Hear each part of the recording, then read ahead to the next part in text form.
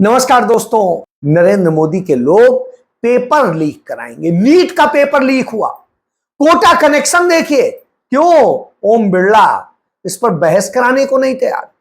क्योंकि जो coaching mafia है वो कोटा का है और कोटा के ही वो एमपी हैं और वहां क्या उनका धंधा है ये पता कर लीजिए।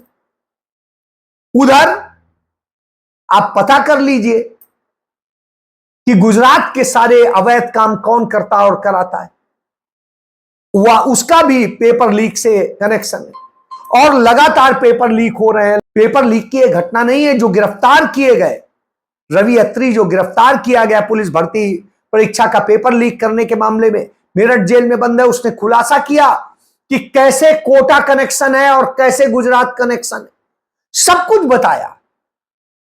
इसीलिए उस पर चर्चा से डरते हैं। बच्चों का भविष्य बर्बाद होता है तो बर्बाद हो जाए, कोई फर्क नहीं। इसको लेके कांग्रेस के नेता उन्होंने तमाम सबूत के साथ में जो अदालत में पेश किए गए उसके आधार पर, उस एफिडेविट के आधार पर बताया कि कैसे जांच अधिकारी ने बताया कि क्या क्या धांधली हुई।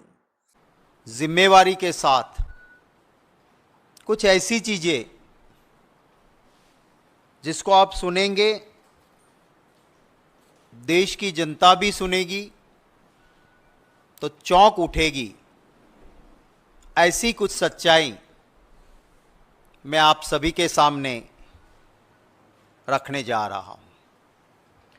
यह एफिडेविट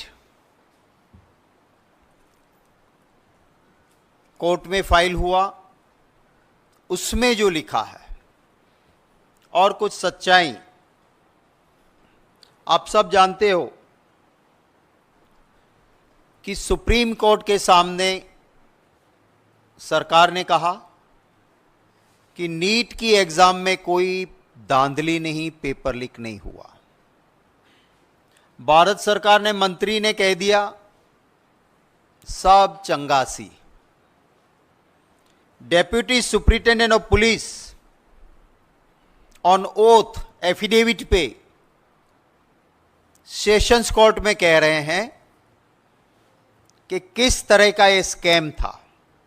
इन्वेस्टिगेशन के दौरान करोड़ों रुपए मिले हैं,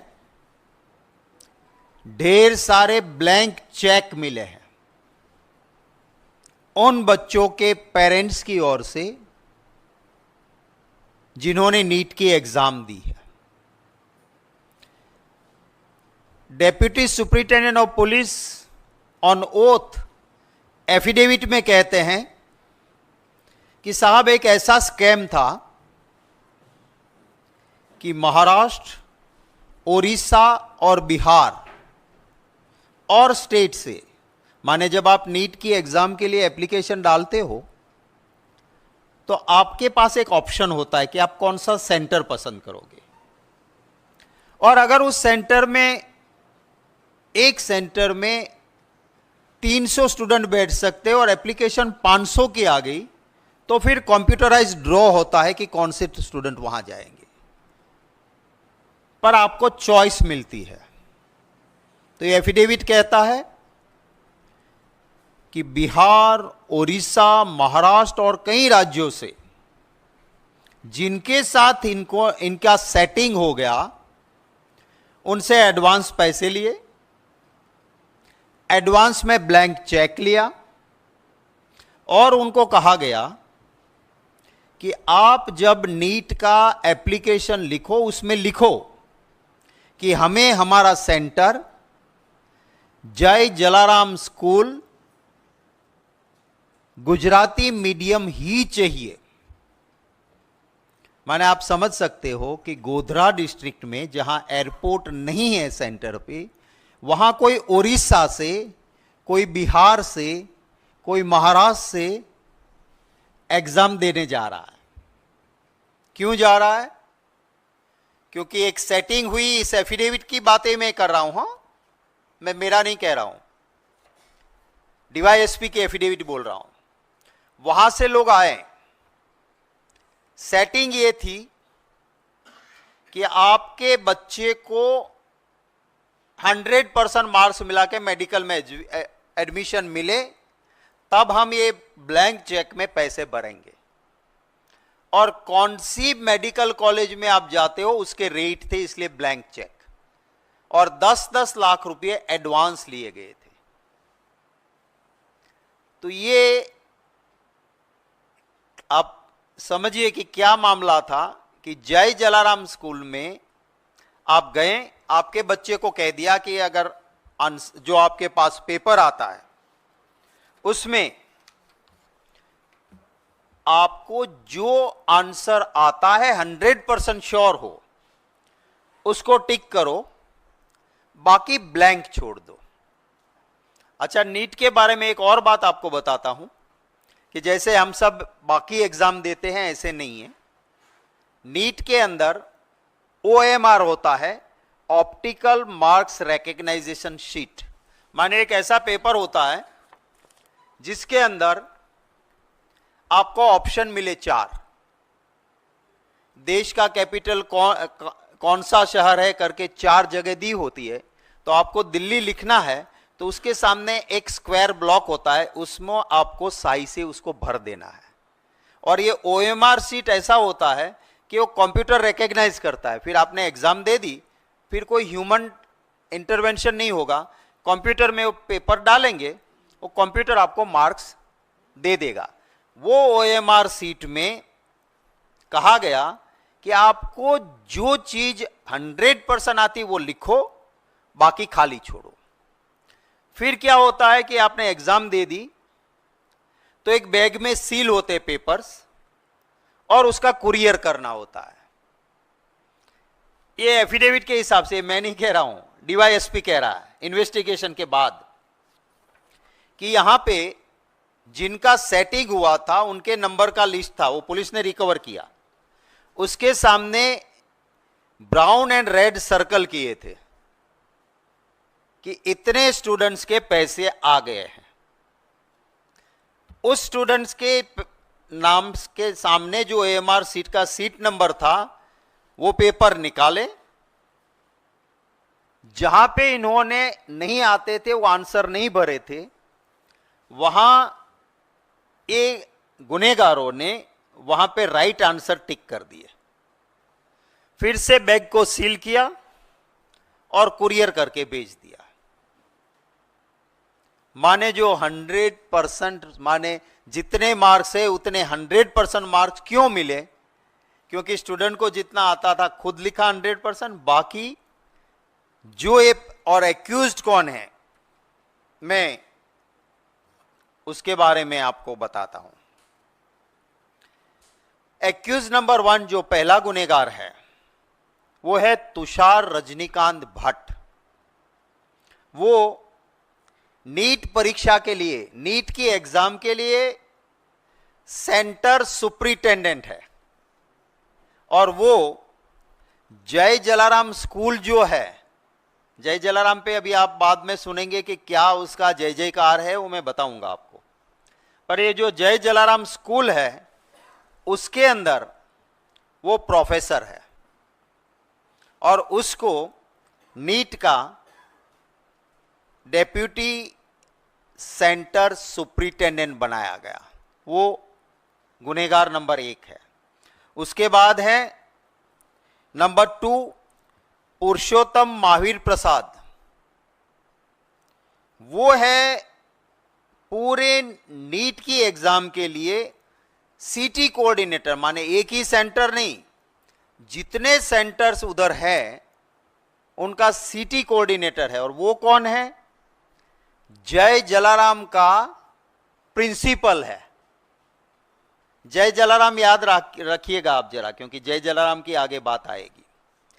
ये 2 मेन एक्यूज्ड ये हुए। फिर 3 और लोग हैं। ये दोनों ने क्या काम किया कि कहलवा दिया कि स्टूडेंट को तुम्हें नहीं आता है वो ब्लैंक छोड़ो। ये दोनों की जिम्मेवारी थी कि पेपर्स बक्से में सील करें और तुरंत कुरियर करें। इन्होंने बक्से में पेपर डाले, फिर सील खोला, सही आंसर्स कर दिए टिक, पैक किया बक्सा और भेज दिया। ये इन्वेस्टिगेशन के बाद ये एफिडेविट में डेप्यूटी सुपरिटेंडेंट ऑफ पुलिस कहते हैं। 3 और लोग पकड़े गए हैं, ये जेल के अंदर हैं ये दोनों लोग। 3 और पकड़े गए हैं, जिसमें एक है परशुराम बिंदनाथ, एक है विनोद आनंद, और इन दोनों के ऊपर एक है आरिफ वोरा। आरिफ वोरा, इनका काम क्या था कि जो सेटिंग वाले जो स्टूडेंट्स नीट दे रहे हैं उनके माँ बाप को मिलना है, उनसे एडवांस लेना है और ब्लैंक चेक लेना है। और एक लिस्ट बनी थी कि फला कॉलेज में आपको मिलेगा तो इतना, तो वो ब्लैंक चेक इसलिए कि आपको कहाँ एडमिशन मिलेगा उसके हिसाब से पैसे भरे जाएंगे। इन तीनों ने ये पैसे इकट्ठे किए, इनके वहां रेड हुई, 5 के वहां करोड़ों रुपए मिले, ब्लैंक चेक मिले। अब मैं जो ये आरिफ वोरा जनाब है वो क्या है, वो बीजेपी के वाइस प्रेसिडेंट है मोर्चा के माइनॉरिटी डिपार्टमेंट के, और उनकी तस्वीरें कहां कहां है। फर्स्ट पार्ट दिखाइए जरा।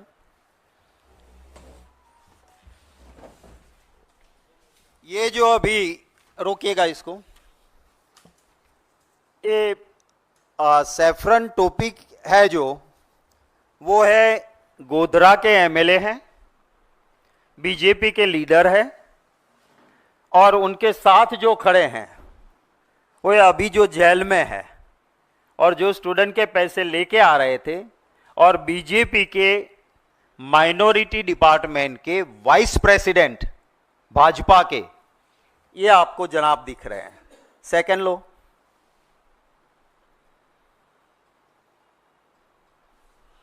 रोको, थोड़ा ऊपर ले सकते हो इसको। प्रधानमंत्री जी के साथ ये इनका प्रोफाइल है, ये अभी जेल में, ये जनाब खाता नहीं खाने देता नहीं के साथ, करोड़ों से कम खाता नहीं, सच बोलने वाले को चैन की रोटी खाने देता नहीं। नेक्स्ट, ये युवा नेता है बीजेपी का, वो पुष्पगुच्छ दे रहे हैं इनको। नेक्स्ट, ये एक्स मिनिस्टर है, बीजेपी के विधायक है, उनके साथ ये जो बीजेपी का कमल वाला जो खेस पहने हुए हैं वो अभी जेल में हैं। भाजपा के वाइस प्रेसिडेंट माइनॉरिटी डिपार्टमेंट, क्योंकि ये इसको अब ये पूरा लाइसेंस मिल गया है भ्रष्टाचार करने का, क्योंकि कमल वाला खेस पहना है। नेक्स्ट,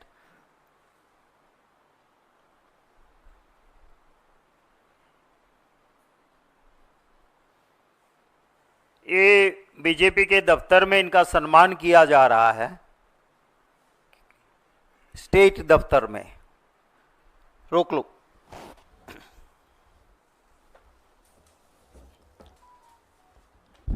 इन लोगों ने मिलके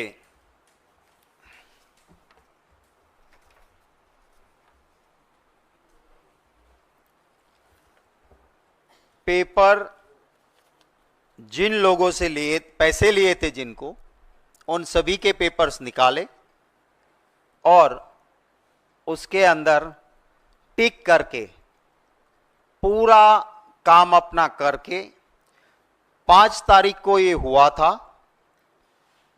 काम सारा हो गया, बक्सा चला भी गया। 3 दिन बाद कुछ लोगों ने जाके कलेक्टर को कुछ प्रूफ दिए कि साहब ये नीट में धांधली हो रही है और आप क्या कर रहे हो। तब जाके कलेक्टर ने डिस्ट्रिक्ट एजुकेशन ऑफिसर और एक टीम को भेजा, उसके में आया कि हाँ ये सही है कि ऐसा हुआ है, ऐसा लग रहा है।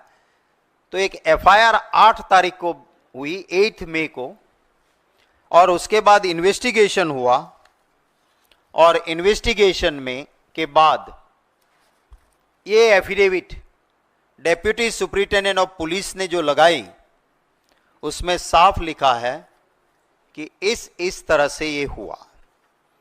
और 2 सेंटर में हुआ, सिर्फ एक जगह पे नहीं, दोनों जय जलाराम एजुकेशन के अंदर ही हुआ। उनकी बहुत सारी छोटी छोटी ब्रांचें हैं। मैंने आपको कहा था कि जय जलाराम को जरा याद रखना।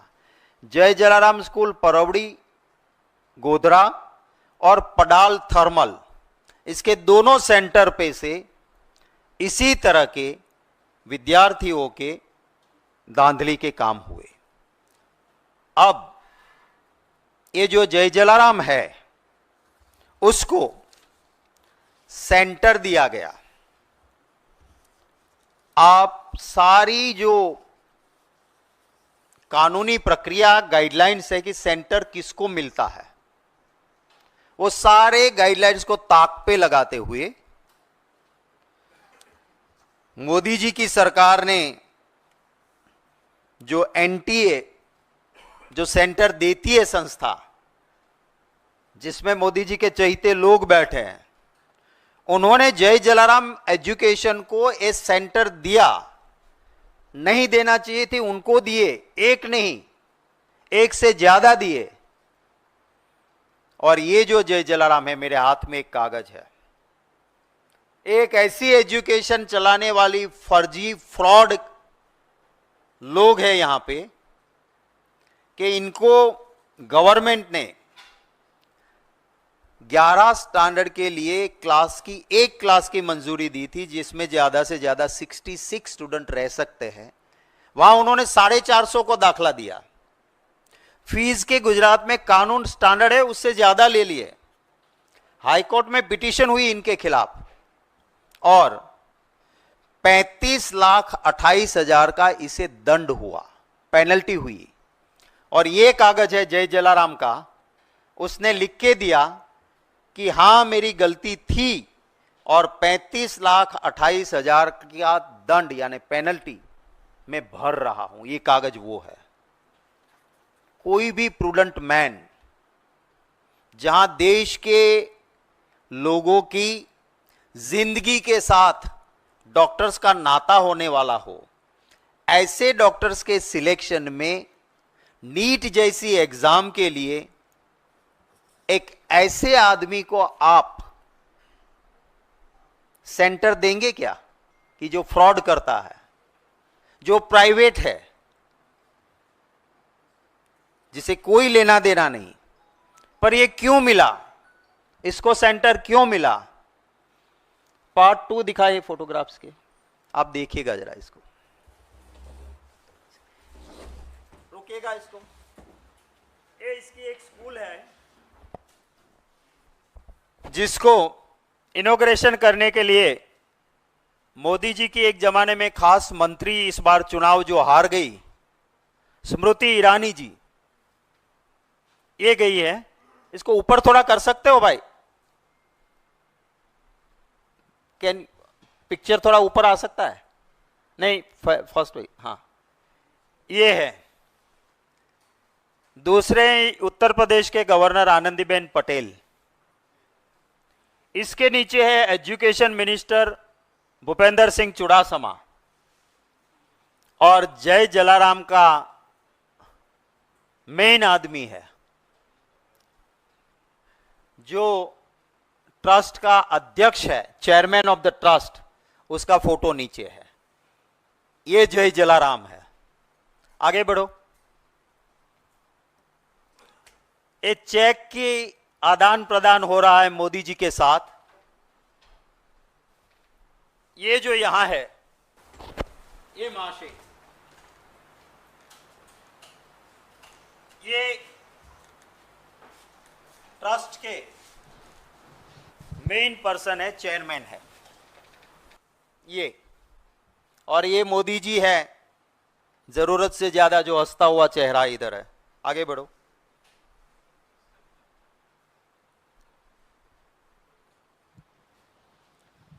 ये स्मृति जी के पास ये जय जलाराम के चेयरमैन बैठे हुए हैं बगल में।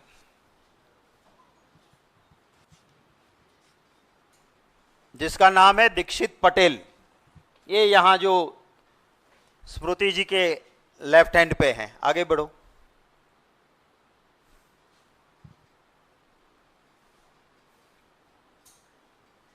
ये स्मृति जी को स्मृति चिन्ह मिल रहा है।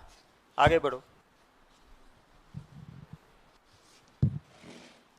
ये दूसरे भाजपा के मंत्री हैं, ये स्कूल के चेयरमैन, जय जलाराम के चेयरमैन, इनको तस्वीर दे रहे हैं बुला के। आगे बढ़ो। ये भी डिंडोर है, ये भी बीजेपी के बड़े नेता और भाजपा सरकार के मंत्री हैं, और ये जय जलाराम के चेयरमैन, इनको भी फोटो गिफ्ट कर रहे हैं। आगे बढ़ो। ये है एजुकेशन मिनिस्टर थे उस वक्त पे भाजपा के, भूपेंद्र सिंह चुड़ासमा एजुकेशन मिनिस्टर हैं। ये जय जलाराम के चेयरमैन है जो इनके साथ सूट बूट में सज हैं वो। आगे बढ़ो। ये गुजरात के मुख्यमंत्री है भाजपा के, विजय रूपाणी जी, और ये जय जलाराम के चेयरमैन हैं। आगे बढ़ो, शायद लास्ट होगा। हाँ, ये विजय रूपाणी जी चीफ मिनिस्टर थे उस वक्त पे, भाजपा के नेता।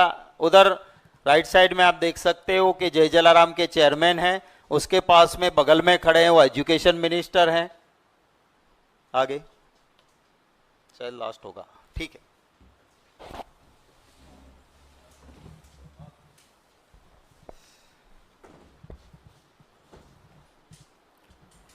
तो इस जय जलाराम को सेंटर क्यों मिला ये आपको पता चल गया होगा। आप थोड़ा सा गूगल गुरु में जाएंगे तो भाजपा को डोनेशन देने वाले लोगों में आपको जय जलाराम एजुकेशन ट्रस्ट भाजपा को डोनेशन देने वाले लोगों में उस लिस्ट में मिल जाएगा। मैंने ढूंढ निकाला है, पर जहां जाओ पन्ने पन्ने पे जय जलाराम मिलता है। पैसे देते हैं भाजपा को। ये चाल चलन और चरित्र भारतीय जनता पार्टी का मैंने आपके सामने रखा है।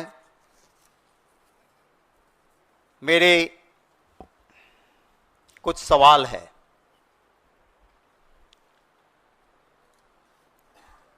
पूरी तरह से जानकारी थी। 5 मई को एग्जाम हुई, 8 मई को कलेक्टर के पास पूरी डिटेल्स आई, कुछ सीसीटीवी फुटेज और चीजें भी मिली। सीसीटीवी फुटेज में मिला कि ये जो एक्यूज नंबर 1 और 2 जय जलाराम वाले हैं, जिनको बैग में सील करके कुरियर करना था, वो एक रेस्टोरेंट पे रुकते हैं। That is also part of this affidavit. और वहां सीसीटीवी फुटेज में से प्रूफ मिले, बक्सा खोला, नंबर वाले सीट्स निकाले, ओएमआर सीट्स, जहां ब्लैंक स्टूडेंट ने छोड़ा था वहां राइट सही जवाब लिख दिया, बक्सा सील किया और कुरियर किया। ये जानते हुए भी सुप्रीम कोर्ट के सामने सरकार ने झूठ कहा कि नीट में कोई धांधली नहीं हुई है, तो it's a contempt of court, it's a serious contempt of court. Honourable supreme court भी इसका जरूर संज्ञान लेगी, मैं मानता हूं। पर मेरा पहला सवाल यह है कि झूठ सरकार सुप्रीम कोर्ट के सामने क्यों बोली? This is my first question. मेरा दूसरा सवाल है कि जहां पे भाजपा की ही सरकार है, ऐसे गुजरात में जब deputy superintendent of police on oath sessions court के सामने कहते हैं कि इस तरह से इस मॉडेस्ट ऑपरेटिव के साथ इन अक्यूज्ड ने ऐसा धांधली की है, करोड़ों रुपये और ब्लैंक चेक भी मिले हैं, वो लिखा है इसमें, किस तरह से स्टूडेंट के ओएमआर सीट भरे गए वो भी लिखा है। ये जानने के बावजूद भाजपा सरकार के मंत्री एजुकेशन के देश को कहते हैं कि नीट में कोई धांधली नहीं है, जबकि 5 मई को एग्जाम, 8 मई को कलेक्टर के पास रिपोर्ट के बाद एफआईआर दर्ज हो गई थी ऑन 8 मई। तो इतना झूठ क्यों? मेरा तीसरा सवाल है कि मोदी जी और उनका ट्विटर नीट मसले पे क्यों चुप रहे? चौथा सवाल है, सारी नीट की गाइडलाइन को ताक पे रखते हुए एक ऐसी जय जलाराम संस्था कि जो धांधली करती है, गलत करती है और उसको हाईकोर्ट के में इसके खिलाफ पिटीशंस होती है और इसके लाखों रुपया दंड भरना पड़ा, ऐसी संस्था को नीट जैसी सेंसिटिव एग्जाम का सेंटर जय जलाराम को क्यों दिया? मेरा अगला सवाल है कि अभी जो गुजरात में जांच हो रही है उसमें सिर्फ छोटी छोटी मछलियों को पकड़ रहे हैं, बड़े मगरमच्छ को क्यों छोड़ा जा रहा है? क्योंकि नीट का सेंटर लाने वाले जय जलाराम, उसका चेयरमैन मोदी जी के साथ खड़े हैं। मेन एक्यूज नंबर 1 और 2 वो दोनों जय जलाराम के एक प्रिंसिपल और दूसरे प्रोफेसर हैं। मेरी संस्था में, मेरे सेंटर में मेरे कर्मचारी ऐसी धांधली करें, क्या मेरी जानकारी के बिना यह संभव है? जब ये चेयरमैन इतना पावरफुल है कि प्रधानमंत्री जी और प्रधानमंत्री जी की खास एक वक्त में रही मंत्री जी स्मृति ईरानी जी के करीब ही रहते हैं, तो क्या इसीलिए आप इसको नहीं टच कर रहे हो?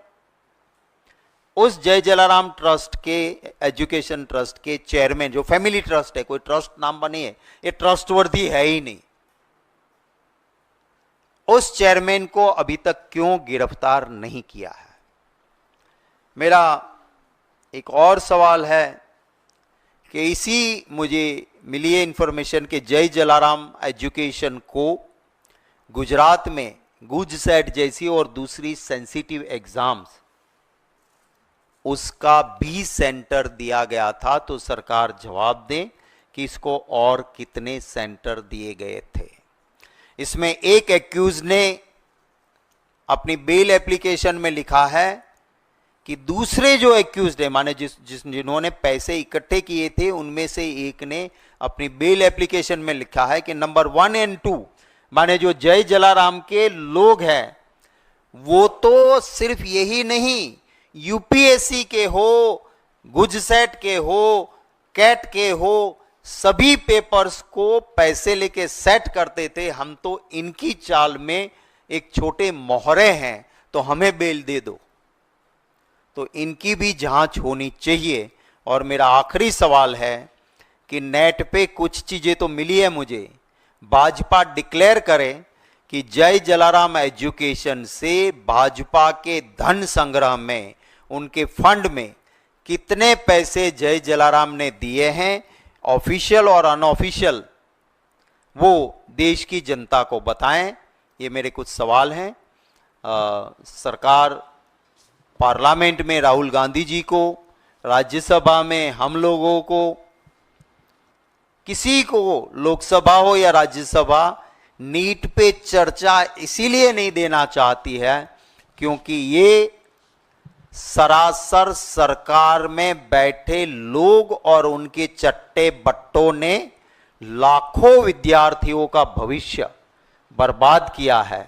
और इतना सबूत, और ये भी डेप्यूटी सुपरिटेंडेंट ऑफ पुलिस कहते हैं कि इस तरह से ये नीट की एग्जाम में धांधली हुई है, तो मैं नहीं मानता हूं कि अब कोई भी द्वार ऐसा बचा है कि जहां से सरकार अपनी चमड़ी को बचा सकती है। कैसे की जा रही थी और उनके आरएसएस और बीजेपी के क्या कनेक्शन, तो आप समझ सकते हैं कि ये पूरा कनेक्शन आरएसएस, बीजेपी और सबका जो है वो धांधली, भ्रष्टाचार और इन सब का है। इसलिए इसे छिपाने के लिए ये इस तरह काम